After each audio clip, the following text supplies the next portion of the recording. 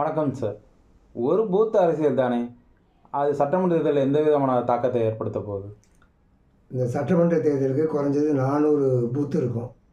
அதனால் ஒவ்வொரு பூத்தோட வெற்றியும் அந்த சட்டமன்ற தேர்தலை நிர்ணயிக்கும் மிகப்பெரிய வெற்றி தரும். அந்த பூத்தில் உள்ள அந்த கடைசி தொண்டன் அந்த பூத்துக்காக 5 வருஷமாக உழைச்சி அதை மக்களோட மக்களாக இருந்து மக்கள் பணி செஞ்சுருக்கணும். அதே மாதிரி பூத்து ஏஜெண்ட்டு இதே பணியை செவ்வனே செஞ்சுருக்கணும். அது பூத்து கமிட்டிங்கையில் ஒரு 7 பூத்து தான் சேர்ந்து தான் அந்த கமிட்டியாக இருக்கும். அதனால் எல்லா கட்சியும் கலந்து வேறு இருக்கும். அவங்க கட்சிக்கு அவங்க பூத்து ஒர்க்கு பார்த்து பூத்து கமிட்டி கரெக்டாக தான் பண்ணியிருப்பாங்க.